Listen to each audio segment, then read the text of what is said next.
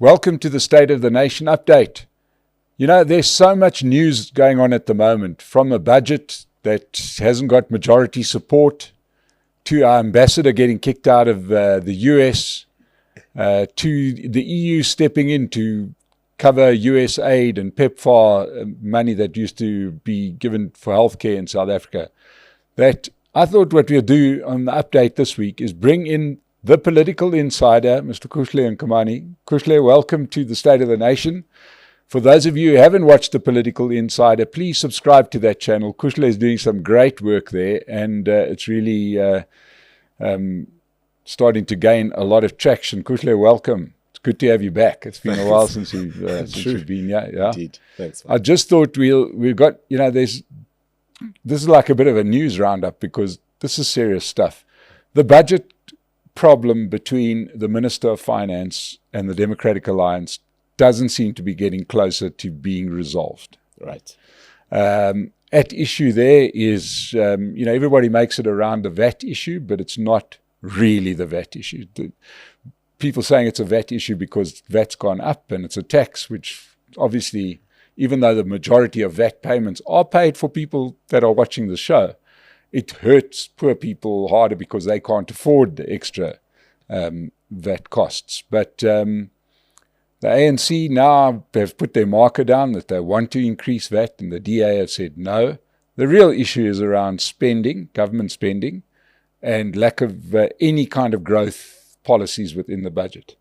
What do you make of the problem? Well, Mike, firstly, I think we need to start with Fikile Mbalula this past weekend, where he stated that the minister's budget in terms of vehicles has been cut from 1 million to 500,000 rand, which is a blatant lie. Let's be honest. There is no vehicle there that is worth 500,000 rand. I've got friends who are ministers and I've seen it. There's nothing like that. The fact that they've cut on housing is also not true. Same thing. I've got friends who are ministers who moved into new houses as soon as the GNU started. So in terms of cutting, that has not happened. Government has got, according to the Auditor General, there was said 120 billion rand in fruitless expenditure on useless things, Mike. Things like food, catering. I mean, half the country is starving, but they are still feeding themselves on top of their fat salaries. I mean, he speaks of credit cards being stopped.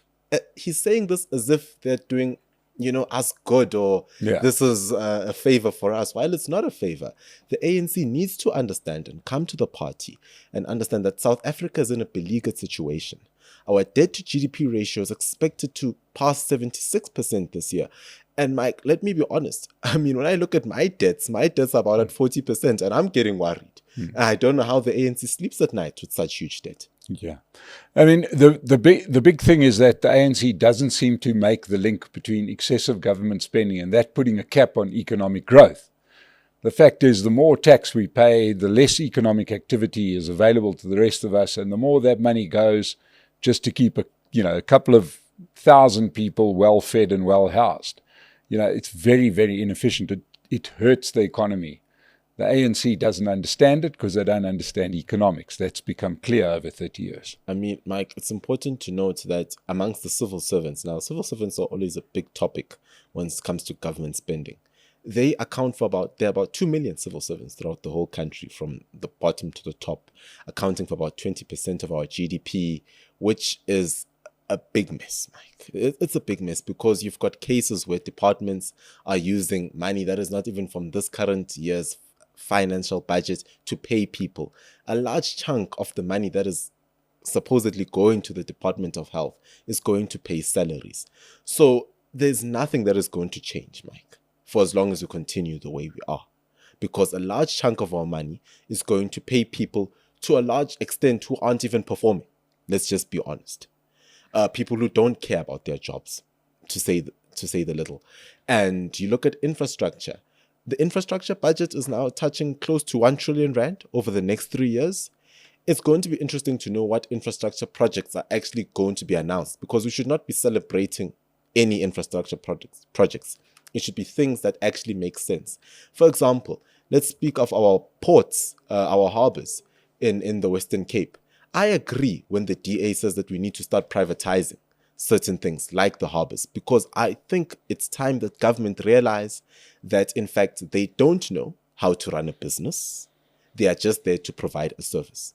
And that is the mentality that has been confusing the government for the longest time. Yeah, because obviously what the message that needs to get to government is that if you cut the budget on cars by a couple of $100,000 here and there, yeah, it's useful. But where the real waste comes is the 700 plus state-owned companies that we've got that are run poorly. You know, you've got entities like City Power and Joburg Water, to use two examples, that don't deliver either power or water. Then what is their reason for existence? You know, you've got a middleman there that is merely costing money. Well, Mike, I think one has to look at my experience in local government, where I've always questioned, why do we have MOEs being municipal-owned entities? That Johannesburg has got about 17. Tshwane, we had about 6, if I'm not mistaken. And you ask yourself that some of these municipal entities are sort of performing duplicate functions, therefore making either being the state or the entity itself, redundant.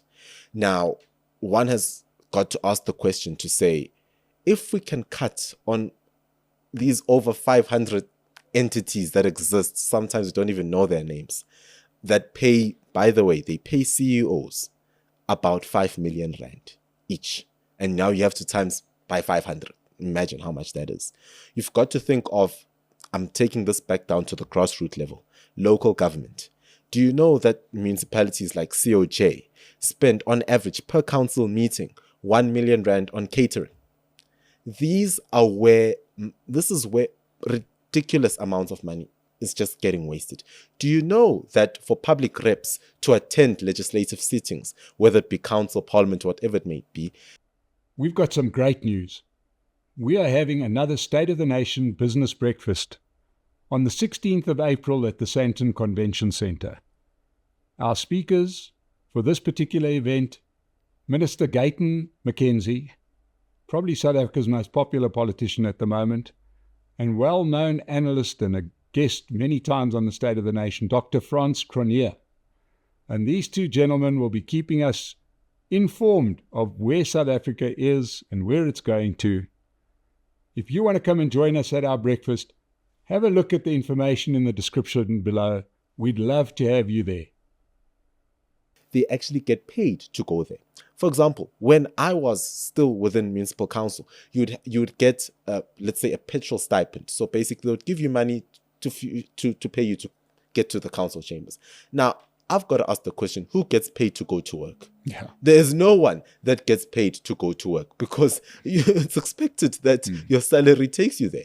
We need to cut on all these useless things. The things of bodyguards, cut that. I mean, do you know that bodyguards, by the way, there's a budget that is allocated to bodyguards and public reps. If you actually go and read these things, bodyguards get about 15,000 rand extra on top of their salary every year that goes to clothing. Useless things that we should be cutting. Yeah, and of course, the reason that we need those bodyguards is because people are running things badly. Therefore, their lives are in danger because they're running badly. So, just to swing that back to the budget, where we seem to have an absolute deadlock between, in the GNU, largely between the DA and the Minister of Finance.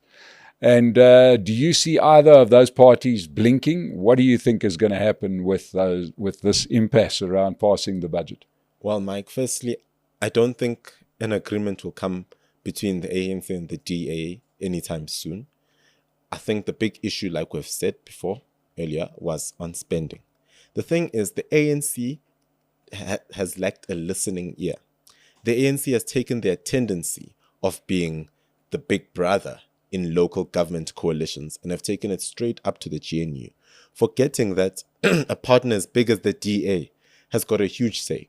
I mean, the DA has got a deputy finance minister in the treasury who somehow seems meek because, Enoch Godongwana and David Masondo sort of run the whole show, Yeah. and he's just, Ashropin Saropin is just sitting on the sidelines, sort of seeming like, I think. So it's high time that the DA continue putting their foot down. This was an important and bold step for the country. Because if they didn't, the ANC was going to continue on this crazy socialist idea that they've been running on from Billable and all. Yeah, and of course, let's explain to people that the net outcome of this could be that the government, there's no confidence in this budget, which will then lead to no confidence in the government, which would lead to new elections within 90 days. That's what the law says, right? Right. Because the country can't be run at the moment. You know, we've got, just so that everybody knows, we've got 30 days from the new financial year, which started on the 1st of March. So March, April, May, if we can't get this over the line by May, the government has to be dissolved and new elections have to be held. That could be fun. Well, here's the interesting thing. Now, what our viewers need to know is once a budget can't be passed, that means government can't actually touch that money. There's no money that they can touch from our revenue services. There's absolutely nothing that they can touch. Now, but there is an allowance. In section 16 of our constitution, which states that the finance minister can at least take about 2%, which comes from the whole PFMA thing, and also to at least keep government going for those few days. Now, I am a fan of new elections because I do think South Africa deserves them now better than ever, because we can see that if we don't get the new elections, I mean, where will we be by the time 2029 comes? You know? Well, we're not even going to speculate on how those might turn out, but what other big news that we need to just cover in this update has been the US expelling our ambassador, which is a big deal. Once again, big things are happening in South Africa, and we're acting like it's business as usual. The budget not being passed is a massive deal. The budget not even being tabled, as what happened in February, is unheard of. And now an ambassador to the world's leading economy is a very, very big deal. But let's just go back to the fact that the ANC thought it was a good idea to send Ibrahim Rasool when everybody knew what his opinions are. The guy has funded events, he's written books, he's been on every podcast when he thought he was in the political wilderness, which are fiercely anti-American. Not just a little bit, fiercely anti-American. And then they decide this is a good idea, let's send him to become our ambassador to the US. Well, Mike, firstly, I think it's important to note that he's been pro-Hamas, which the US don't like. We've seen people in the US we've seen Hamas supporters in the US burning, the American flag. And also, obviously, this was not going to sit well with the whole MAGA world and Doge and all sorts. And it goes back to the question of saying, does South Africa know how to play geopolitics? Because it seems like we've got friends who aren't there for us when we need them. Because Ibrahim Rasool has been expelled. Where is Palestine? They've not said a thing. Where's China? Where are all our best friends in this conversation? They've been mum. But I promise you, if it was a Russian ambassador or a Chinese ambassador that got expelled for saying the same thing, South Africa would have been out calling the US all sort of names. So it really goes back to that topic. Yeah, we are not very good at playing geopolitics. And then, of course, we go and do this. And in the beleaguered city of Johannesburg, which we have dealt with in such depth in this poor show, Johannesburg has to be seen to believe the state that it's in. And it's hanging on as the economic center by a thread. And the last hope is the G20 summit and, hopefully that the city recaptures some kind of glory. This thing which started in 2018 is to rename Santon Drive after Palestinian hijacker Layla Khalid, and calling it Layla Khalid Drive. And of course, the reason that was a good idea back then was because the American embassy is in Santon Drive. So they'd have to put on their letterheads that they're in Layla Khalid Drive, which of course, I don't think Donald Trump would like that very, very much. Why do we keep on doing this kind of thing? It's simply just to keep making the man angry. It's to spite the man. I mean, I'm at the point where I believe that ANC don't care about any of us. Their interests are defending whatever they believe in at the sake of the whole country. I mean, one has got to think. Joel Pollock released a Twitter statement this week saying that we should close down the consulate because of this whole Layla Khalid issue and all sorts. Now, if South Africans don't understand the purpose of a consulate versus an embassy, a consulate is there based on trade. that is going to affect our trade in these 5 provinces dearly that rely on the Johannesburg consulate. So it's a case of the ANC, as the old English idiom says, that, to cut your nose to spite your face or whatever. I forgot, pardon me. But that is actually what the ANC is doing. And the ANC currently, I'm glad that didn't pass in last week's council. For those that have seen, that thing has been dropped.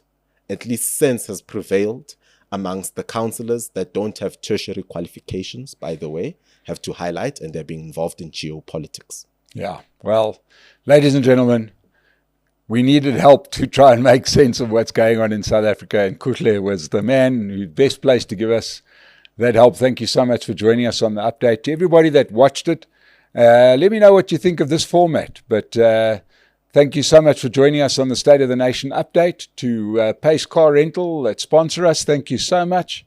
And to you, hopefully you'll subscribe and like and ring the bell. And we'll see you again on the State of the Nation. Thank you so much for joining us.